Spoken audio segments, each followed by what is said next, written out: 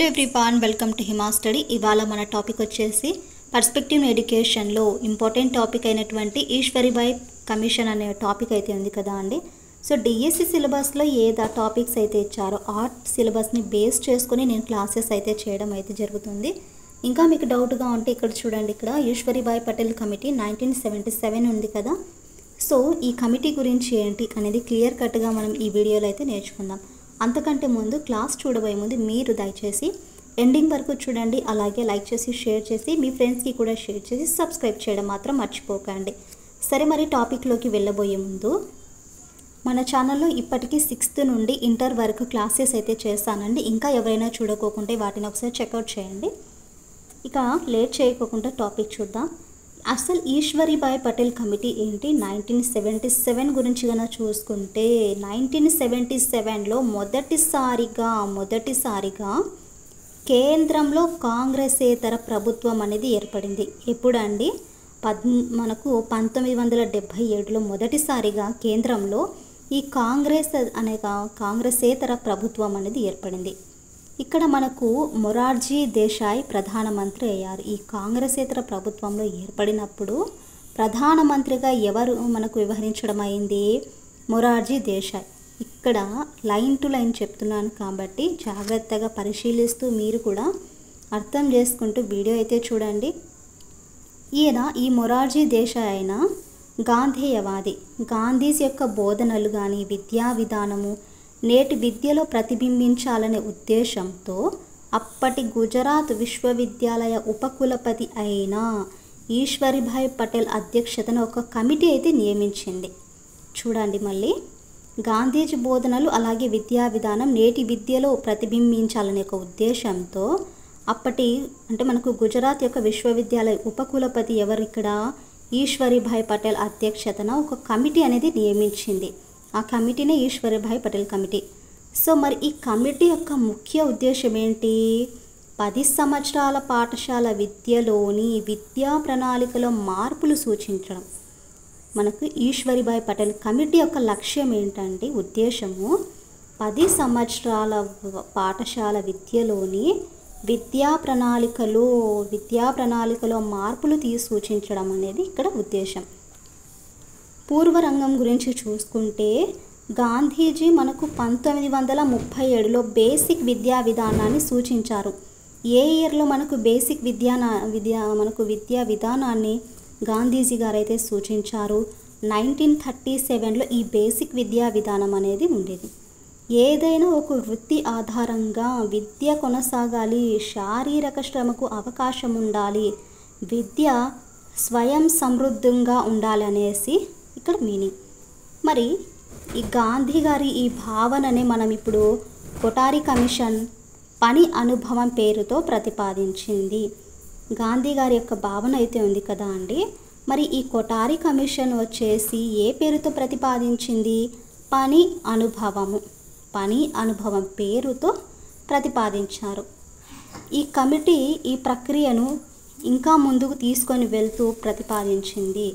ఇదే సాంఘిక ఉపయోగం గల ఉత్పాదక పని, అంటే సోషల్లీ యూస్ఫుల్ ప్రొడక్టివ్ వర్క్. ఇంకా ముందుకు తీసుకెళ్ళాలని ప్రతిపాదించింది కదా. సాంఘిక ఉపయోగం గల ఉత్పాదక పని సోషల్లీ యూస్ఫుల్ ప్రొడక్టివ్ వర్క్. ఈ జాతీయ విద్యా విధానం 1986 కూడా SUPWను కొనసాగించవచ్చునని సూచించింది. SUPW అంటే ఏం లేదండి, ఇక్కడ చూడండి, సోషల్లీ యూస్ఫుల్ ప్రొడక్టివ్ వర్క్, సాంఘిక ఉపయోగం గల ఉత్పాదక పనిని కొనసాగించవచ్చునని సూచించింది. ఏంటి సూచించింది? జాతీయ విద్యా విధానం 1986 కూడా దీనిని కొనసాగించవచ్చనేసి సూచించింది. మరి ఈ కమిటీ పని ద్వారా విద్య అనే పదాన్ని ఉపయోగించింది. పనిలో కానీ పని ద్వారా విద్య అనే పదాన్ని ఉపయోగించింది. విద్య పని కేంద్రితంగా ఉండాలి. ఇది సత్యము, అహింస, స్వయం సమృద్ధి, పని పట్ల గౌరవం, సహకారము, వర్గరహిత సమాజము మొదలైన గాంధీ విలువల ఆధారంగా రూపొందించింది. విద్య పని కేంద్రికంగా ఉండాలి. ఇక్కడ మనకు గాంధీ గారు అయితే ఏదైనా అనుకున్నారో వాటి యొక్క విలువల గురించి అయితే ఇక్కడ రూపొందించడం అయితే జరిగింది. ఇది పనికి విద్యకు మధ్య గల అంతరాన్ని తొలగిస్తుంది. ఏ అంతరాన్ని మనకు తొలగిస్తుందంటే పని, అలాగే విద్య యొక్క అంతరాన్ని తొలగిస్తుంది. అభ్యసనాన్ని సమర్థవంతంగా ఉపయోగకరంగా చేస్తుంది. అభ్యసనాన్ని సమర్థవంతంగా అలాగే యూజ్ అయ్యే విధంగా చేస్తుంది. జ్ఞానాన్ని వృత్తితో జోడిస్తుంది. మన యొక్క జ్ఞానాన్ని వృత్తితో జోడిస్తుంది. సిద్ధాంతాన్ని ఆచరణతో జోడిస్తుంది. జాతీయ ఉత్పత్తిని, స్వయం ఉపాధిని పెంచుతుంది. వ్యక్తిత్వాన్ని వికసింపజేస్తుంది. సృజనాత్మక సామర్థ్యాలను అభివృద్ధి చేస్తుంది. అసలు ఏంటి SUPW అంటే? ఉద్దేశపూర్వకము అర్థవంతమైన శారీరక శ్రమ ద్వారా సమాజానికి ఉపయోగపడే వస్తు సేవలను తయారు చేయడం. SUPW యొక్క ఉద్దేశపూర్వకం ఏంటంటే ఇక్కడ అర్థవంతమైన శారీరక శ్రమ ద్వారా సమాజానికి ఉపయోగపడే వస్తు సేవలు తయారు చేయడం. ఏంటి అసలు ఆ వస్తు సేవలు అంటే? అభ్యాసకునికి సమాజ అవసరాలకు పరస్పర సంబంధం ఏర్పాటు చేయడం వల్ల విద్య అర్థమవుతుంది. చూడండి, ఇక్కడ అభ్యాసకునికి అంటే నేర్చుకునేవాడికి, అలాగే సమాజ అవసరాలకు పరస్పర సంబంధం ఏర్పాటు చేయడం వల్ల విద్య అనేది అర్థమవుతుంది. ఈ పనిని ఒక ప్రణాళిక ప్రకారం నిర్వహించాలి. ఏదైనా ఒక ప్లానింగ్తో ప్రకారం అనేది నిర్వహించాలి కదా. దీనిలో ఆధునిక పద్ధతులను కూడా జోడించవచ్చు. సరే, మరి ఎలాంటి కార్యక్రమాలను ఎంపిక చేసుకోవాలి చూసుకుంటే, తయారయ్యే ఉత్పత్తులు, ఒక వస్తువు మనం తయారు చేస్తాం కదా, ఆ తయారయ్యే ఉత్పత్తులు వినియోగించడానికి కానీ అమ్మడానికి కానీ ఉపయోగకరంగా ఉండాలి, వీలయ్యేవిగా ఉండాలి. అలాగే సాంఘిక ఆర్థిక విలువగల సేవలు ఉండాలి. పాఠ్య ప్రణాళిక పరిస్థితులకు అనుగుణంగా మార్పు చేసుకునేదిగా ఉండాలి. SUPW యొక్క బోధన అభ్యసనము 3 దశలలో అయితే ఉంటుందండి. మొదటి దశలో చూసుకుంటే పిల్లలు ఇంటిలో కానీ పాఠశాలలో కానీ పరిసరాలలో కానీ పనిని పరిశీలిస్తారు. చూడండి, ఇక్కడ పిల్లలు ఉన్నారు, ఇంట్లో చూస్తారు. అలాగే ఇంట్లో యొక్క పని, పాఠశాలలో ఉండే పని, అలాగే చుట్టూ ఉన్న పరిసరాలలో యొక్క పనిని అయితే వాళ్ళు పరిశీలిస్తారు. తరువాత ఆ పని గురించిన సామాగ్రి కానీ పరికరాలు, పద్ధతులపై ప్రయోగం అనేది చేస్తారు. తద్వారా వస్తువులు, సేవలు తయారవుతాయి. అంతే కదా అండి. పని గురించిన సామాగ్రి కానీ పరికరాలు కానీ పద్ధతులపై ప్రయోగం అనేది చేస్తారు. దాని తర్వాత వస్తువులు కానీ దాని యొక్క సేవలు అనేది తయారవుతాయి. నెక్స్ట్ ఈ దశలు అంటే 3వ దశలో పెద్ద మొత్తంలో వస్తు సేవలు తయారు చేసే ప్రక్రియ మొదలై కొనసాగుతుంది. మొదటి రెండు దశలలో పనిలో భాగస్వాములు అవ్వడము, నేర్చుకోవడం జరుగుతుంది. ఈ 2 దశలలో ఏం జరుగుతుందంటే వాళ్ళు పార్ట్నర్స్గా ఉంటారు, అలాగే నేర్చుకోవడం అలా జరుగుతుంటుంది. మరి 3వ దశకు వచ్చేసరికి దానికి ప్రతిఫలం అనేది వస్తుంది. ఇక్కడ చేసిన యొక్క వస్తువుల యొక్క ప్రతిఫలం అనేది వస్తుంది. ఇక్కడ చూడండి, 1 నుండి 4వ తరగతుల వారు అంటే 4వ తరగతి వరకు సృజనాత్మకత, వ్యక్తీకరణ, చేతి పనులు ఉండాలి, క్రియేటివిటీగా ఉండాలి. అలాగే వాళ్ళకి ఏదో ఒకటి హ్యాండ్ వర్క్స్ అయితే ఉండాలి. ప్రాథమికోన్నత దశలో అయితే ప్రాజెక్టుల రూపంలో ఇవ్వాలి. అంటే 5th, 6th వాళ్ళకి ఖచ్చితంగా ప్రాజెక్ట్ వర్క్ అనేది ఇవ్వాలి. మరి 9th క్లాస్కి వచ్చేసరికి ఆ పైన అదే పనిని కొనసాగించాలి. మరి ఈ కార్యక్రమంలో ఉత్పత్తి చేయవలసిన వస్తువులను మళ్ళీ 6 భాగాలుగా అయితే వర్గీకరించారండి.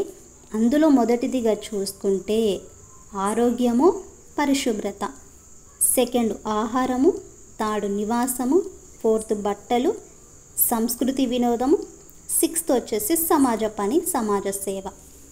ఈ కార్యక్రమంలో SUPW యొక్క కార్యక్రమంలో ఉత్పత్తి చేయవలసిన వస్తువులను ఎన్ని భాగాలుగా వర్గీకరించారు? 6 వర్గాలుగా అయితే వర్గీకరించారు. అందులో గన చూసుకుంటే ఈ యొక్క 6 వర్గాలు 1 నుండి 4వ తరగతులు అలా ఉండే వాళ్ళకి ఎలా ఉంటుంది? ఆరోగ్యము, పరిశుభ్రత గురించి అయితే ఇస్తారు. అంటే ఒక క్లాస్ రూమ్ ఉంటుంది, లేదా ఒక స్కూల్ యొక్క భవనం అయితే ఉంటుంది. అలాగే తన చుట్టూ ఉండే పరిసరాలను శుభ్రపరచడము, కుర్చీలు బల్లడం, తుడవడం ఇలాంటిది. అలాగే ఆహారం గన చూసుకుంటే కూరగాయల యొక్క పెంపకం, అలాగే వంట చేయడం గురించి అవగాహన. నిర్మాణం గన చూసుకుంటే మెత్తగా గట్టిగా ఉండే సామాగ్రితో నిర్మాణం చేస్తాడు. నెక్స్ట్ బట్టలు గన చూసుకుంటే నూలు వలకడం, సాధారణ చేనేత, కుట్లు కానీ అల్లికలు కానీ, బట్టలు ఉతకడం కానీ, కుట్టడం కానీ, చిరిగిన బట్టలని కుట్టడం కానీ ఇలా ఉంటుంది. సంస్కృతి వినోదంకి వచ్చేసరికి తరగతి గదిని, అలాగే పాఠశాలను, ఇంటిని అలంకరించడము, పూల తోట, ముఖ్యమైన జాతీయ దినాలు, పండుగలు, పాఠశాల ఉత్సవాలకు తయారనేది చేస్తాడు. అలాగే సమాజ పని లేదా సేవ గురించి చూసుకుంటే పరిసరాలు అనేది శుభ్రం చేస్తాడు. కంపోస్ట్ గుంట తవ్వి దాన్ని నిర్వహించడము, నీడనిచ్చే చెట్లు నాటి పెంచడము, సహకార దుకాణాలు నడపడము, ఇవన్నీ కూడా దేనిలో భాగమండి? SUPUW అంటే శారీరక శ్రమ ద్వారా సమాజానికి ఉపయోగపడే వస్తు సేవలను తయారు చేయడము. ఇంకా 5th నుండి 8th క్లాస్లో ఉండే పిల్లలైతే వారికి ఎలా ఉండాలి? ఆరోగ్యం, పరిశుభ్రత అనే దానికి చూసుకుంటే పండ్ల పొడి, ఒంటి సబ్బు, బట్టల సబ్బులు, డిటర్జెంట్ పౌడర్లు, తల నూనె, ఎక్స్ట్రా ఇక్కడ ఉండేవన్నీ ఉన్నాయి కదా, వాటిని పరిసరాలను పరిశుభ్రంగా ఉంచడం అయితే ఇవ్వాలి. నివాసం కనుక చూసుకుంటే ఇక కుండల తయారీ కానీ, తాపి పని, పాఠ్యాంశాల యొక్క సాధన, ఎలక్ట్రికల్, ఎలక్ట్రానిక్స్, బట్టల తయారీ, అల్లికలు, ఎంబ్రాయిడరీ పని, బట్టల డిజైన్, తోలు పని, వీటిని చూస్తే మా స్కూల్లో పిల్లలండి వారు కూడా ఏదో ఒకటి ఒక బ్యాటరీ తీసుకుంటారండి. ఆ బ్యాటరీ తీసుకునేసి మోటార్ అనేసి దానికి మళ్ళీ ఒక ఫ్యాన్ లాగా తయారు చేస్తారు. సో ఇది కూడా ఒక ప్రాజెక్ట్లో భాగం అంటారు. నెక్స్ట్ సంస్కృతి వినోదం చూడండి.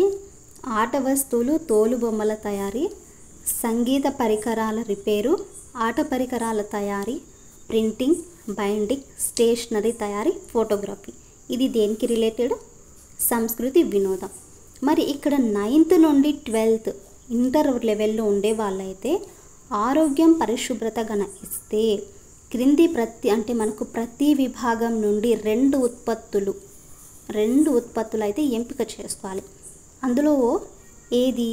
ఆహారము, పరిశుభ్రత, ఆహారము, నివాసము, బట్టలు, సంస్కృతి వినోదం. వాటి గురించి అయితే ఇక్కడ ఇచ్చారండి. సో చూడండి. సో వీటన్నిటిని మనం లాస్ట్గా ఫైనలైజ్గా చూసుకుంటే SUPWలో ఏముంది? ఫస్ట్ మొదటి దశలో పిల్లలు ఇంట్లో, పాఠశాలలో, పరిసరాలలో పనిని పరిశీలిస్తారు. నెక్స్ట్ వచ్చేసరికి సామాగ్రి, పరికరాలు, పద్ధతులపై వాళ్ళు ఎక్స్పెరిమెంట్స్ చేస్తారు. తర్వాత వస్తువులు, ఎట్లా సేవలు అనేది తయారవుతాయి. 3rd స్టేజ్కి వచ్చేసరికి వస్తువులు, పెద్ద సేవలు అంటే మనకు పెద్ద మొత్తంలో సేవలు తయారు చేసే ప్రక్రియ అనేది కొనసాగుతుంది కదా. అందులో మనకు 1st, 2ndలో వచ్చేసి వాళ్ళు భాగస్వామిగా ఉండి నేర్చుకోవడం అయితే జరుగుతుంది. లాస్ట్ స్టేజ్కి వచ్చేసరికి వాళ్ళ ఈ యొక్క పనులలో ప్రతిఫలం అనేది ఉంటుంది. సో మీకు అర్థమైంది కదా అండి. ఇక్కడ మనకు మెయిన్ స్టేట్మెంట్ చూడండి, పని అనుభవం ఇచ్చారు కదా, దానికి రిలేటెడ్గా ఉండేవి ఇక్కడ. పని ద్వారా విద్య, ఇక్కడ పని చేస్తూ ఉంటాడు, తద్వారా విద్య అనేది కూడా అభ్యసిస్తాడు. కాబట్టి మనకి ఇక్కడ ఈశ్వరీబాయి పటేల్ కమిటీ 1977 యొక్క ముఖ్య ఉద్దేశం. సో ఇది ఫ్రెండ్స్ ఈ లెసన్కి సంబంధించిన ఒక స్మాల్గా మీకు అయితే చెప్పడం అయితే జరిగింది. క్లాస్ అర్థమైందనేసి అనుకుంటున్నానండి. మన క్లాసెస్ కన్నా మీరు నచ్చినట్లయితే please do like and share, subscribe to my channel. Next క్లాస్లో మనము కార్యాచరణ ప్రణాళిక 1992 ప్రోగ్రామ్ ఆఫ్ యాక్షన్ POA 1992 ఉంది కదా అండి. ఇది కూడా DSC సిలబస్లో యాడ్ చేస్తారు. సో ఈ టాపిక్ అయితే టుమారో డిస్కస్ చేద్దాం.